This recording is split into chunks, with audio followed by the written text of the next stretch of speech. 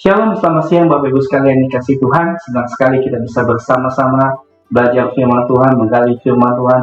Sebelum kita masuk lebih dalam, mari kita bersatu di dalam doa. Terpujilah di dalam nama-Mu Tuhan, Allah yang kekal, Allah yang luar biasa.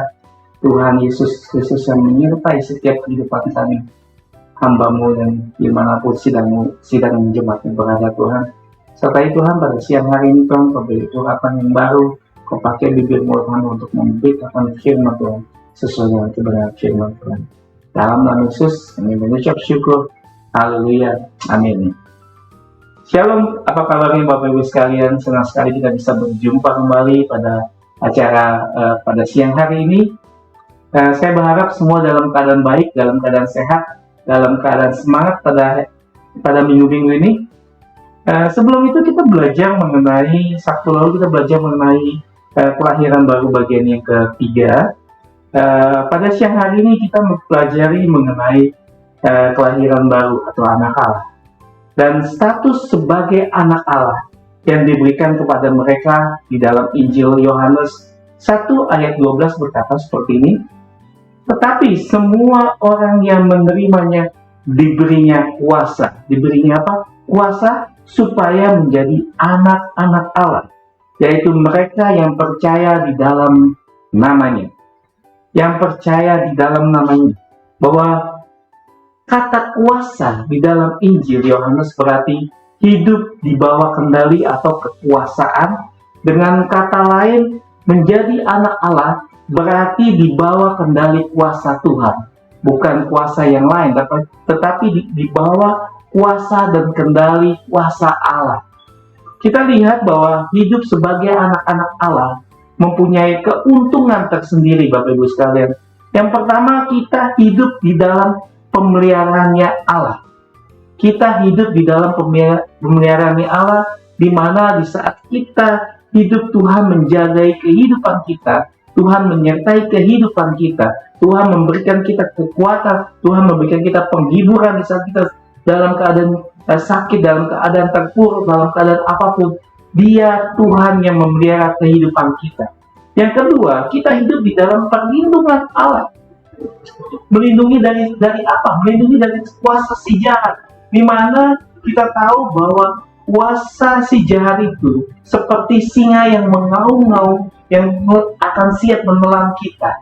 Bapak Ibu sekalian, jadi kehidupan kita ada dalam perlindungan Tuhan, ada dalam perlindungan Allah.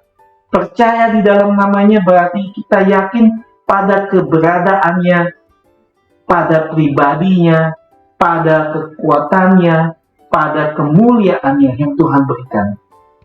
Bagaimana seseorang bisa dihidupkan kembali sebagai anak Allah? Pertanyaannya atau questionnya, bagaimana seseorang bisa dihidupkan kembali sebagai anak Allah?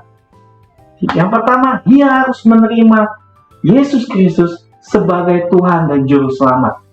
Tidak ada cara lain. Kita harus menerima Tuhan Yesus sebagai Juru Selamat kita. Baru Tuhan masuk ke dalam hati kita dan memberikan kehidupan sebagai anak Allah, yaitu menerima Yesus Kristus sebagai Juru Selamat. Karena Tuhan sudah memberikan kita kuasa, jadi bagaimana kita bisa memakainya di dalam setiap kehidupan kita pribadi lepas pribadi. Yang pertama yang saya ingin ingatkan bahwa ingatkan diri kita bahwa identitas kita adalah anak Allah. Bapak, Ibu, dan saudara-saudara sekalian maupun saya ingatkan kita adalah sebagai anak Allah yang sudah menerima pengampunan, yang sudah menerima kuasa yang datang daripada Tuhan, yang memberikan kita kekuatan yang baru, memberikan kita kehidupan yang baru. Setiap hari mungkin saat bangun pagi kita perlu mengingatkan diri kita, berada di depan untuk cermin atau kita sampaikan, aku ini anak Allah yang diberikan Tuhan itu kuasa. Aku ini adalah anak Allah. Terus tuh sampaikan diri kita bahwa kita adalah anak Allah. Kita diberi kuasa. Aku yang mempunyai otoritas dan aku adalah orang yang mampu mengatasi segala persoalan. Katakan itu pada setiap diri kita pada pagi hari. Untuk apa? Untuk mengingatkan kita bahwa kita adalah anak Allah. Untuk menguatkan kita di saat kita lemah. kita ingatkan bahwa Tuhan memberikan kuasa untuk kita tetap kuat di dalam menghadapi rintangan atau menghadapi persoalan apapun. Mengingatkan diri kita setiap hari tentang identitas ini, Bapak Ibu, akan membuat kita lebih percaya diri dan mampu menghadapi persoalan-persoalan yang kita alami. Pergumulan-pergumulan hidup yang kita alami. Pergumulan hidup boleh ada, permasalahan hidup boleh ada, segala sesuatu boleh ada kita hadapi. Tetapi kita perlu ingat bahwa kita adalah anak Allah. Kita adalah diberikan otoritas dari Tuhan, diberikan kuasa untuk mengatasi itu. Yang kedua, praktekkan kuasa yang kita punya dalam perkataan firman. Bukan perkataan firman, jangan perkataan negatif. Contoh, mungkin bangun tidur, perut terasa sakit, badan terasa lemas. Wah nih, mungkin saya akan sakit hari ini, mungkin saya akan lemah hari ini, mungkin saya akan jatuh hari ini. Jangan perkatakan itu, tapi katakanlah perkataan firman yang keluar dari mulut Bapak, Ibu, Saudara, maupun teman-teman sekalian. Supaya apa?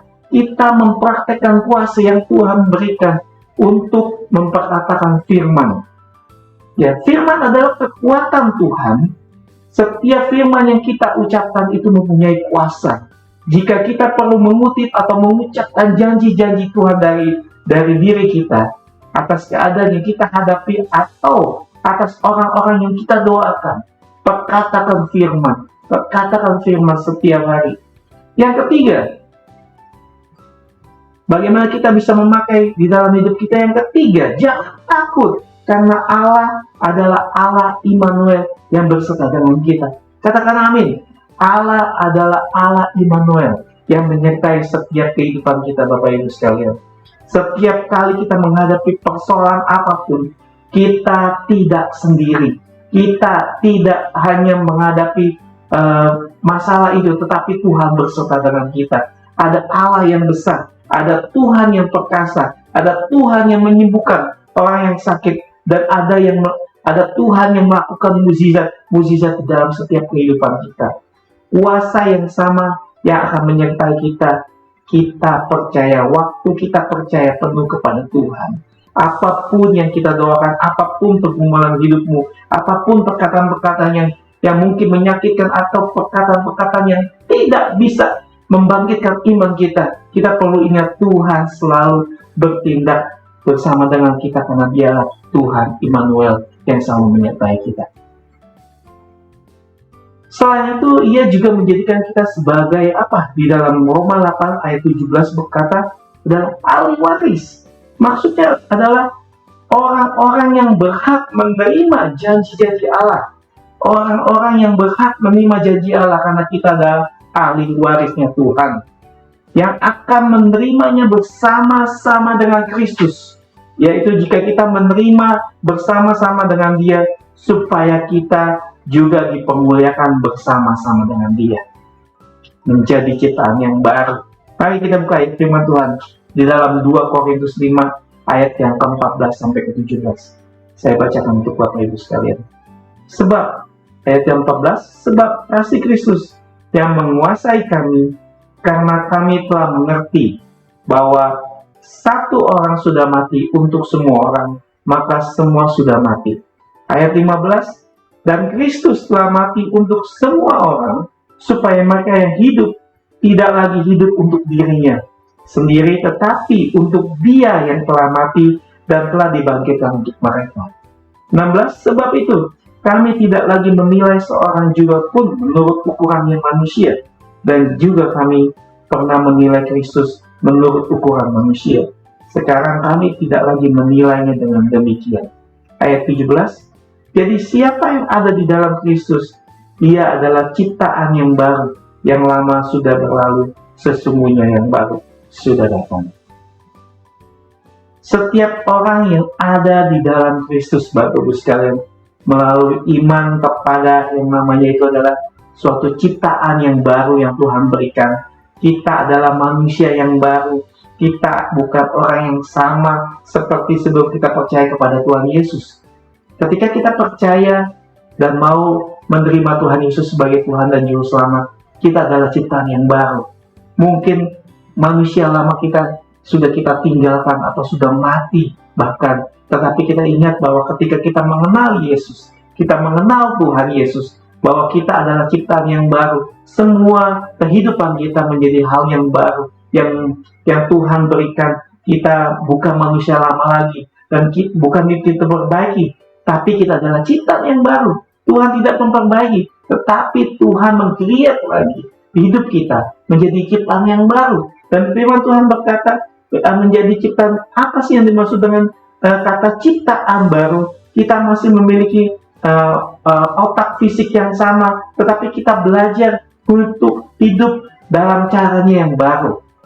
Tetapi kami memiliki pikiran Kristus di dalam 1 Korintus 2 ayat 16. Dan terjadi perubahan oleh karena apa? Pembaruan budi kita.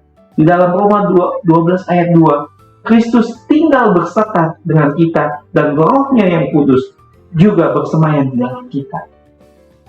Kristus tinggal di dalam kita bersama-sama dengan Roh Kudus, yang mengingatkan kita, yang merimain kita setiap kali kita melakukan kesalahan atau pelanggaran atau perbuatan yang tidak berkenan kepada Tuhan. Dia selalu mengingat kita, dia selalu merimain kita, karena kita adalah ciptaan yang baru. Roh Kudus yang mengajarkan kita rahasia firman dan pikiran Allah kepada kita. Roh Kudus yang mengingatkan kita setiap kali kita melakukan hal-hal yang melenceng dari apa yang Tuhan sudah tetapkan. Jadi saat kita semakin hari semakin mengikuti perubahan pikiran Allah, kita diubah sehingga kita dapat berjalan di dalam hidup yang baru, dan kita memiliki di dalam Kristus. Bandingkan dengan ucapan Khotbah 1 ayat yang 9 yang mengatakan bahwa tidak ada sesuatu yang baru di bawah matahari, tetapi Alkitab berkata bahwa siapa yang ada di dalam Kristus, ia adalah ciptaan yang baru. Yang lama sudah berlalu, sesungguhnya yang baru sudah datang. Karena kita anak-anak Tuhan, kita tahu bahwa ketika Tuhan meng-create hidup kita, ketika manusia jatuh ke dalam dosa, dan dosa itu Tuhan ampuni, Tuhan selesaikan di atas pengorbanan di atas kayu salib, dan kita adalah anak-anak Tuhan dan menjadi penciptaan yang baru. Hidup kita dirubahkan, pikiran kita dirubahkan, tindakan kita dirubahkan, kelakuan kita dirubahkan. Apapun yang berhubungan dengan dosa, Tuhan sudah hapuskan, Tuhan sudah pulihkan, dan kita menjadi ciptaan yang baru. Jadi apakah yang lama sudah berlalu itu? Dan apakah maksudnya yang lama sudah berlalu?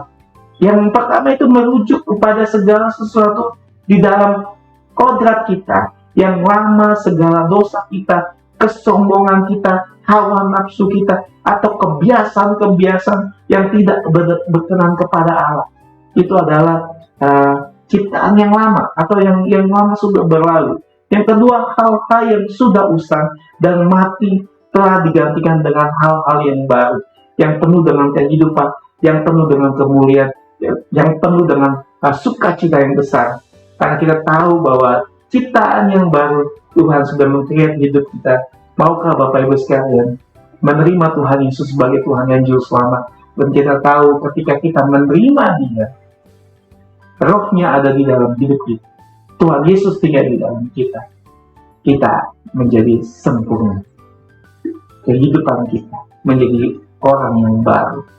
Kehidupan lama kita harus tinggalkan, karena di dalam Dia adalah Allah yang kudus, Tuhan yang menyertai hidupnya, Tuhan yang selalu menyertai setiap langkah dan jalan kita. Tidak ada rancangan yang buruk yang Tuhan berikan bagi orang yang percaya kepada-Nya. Ciptaan yang baru kita harus menerima sebagai anak-anak Tuhan, sebagai orang yang baru mengenal Tuhan dan mau mengenal Tuhan. Kita adalah ciptaan yang sempurna yang Tuhan kembalikan untuk memuji dan hormat kemuliaan. Demikianlah firman Tuhan pada siang hari ini, Bapak Ibu. Kita akan kembali minggu depan dan jam yang sama, Sabtu yang sama, jam 1 siang. Sabtu di depan kita akan belajar mengenai persembahan hidupnya. Salam selalu, sukacita selalu. Tuhan Yesus memberkati. God bless you. Shalom.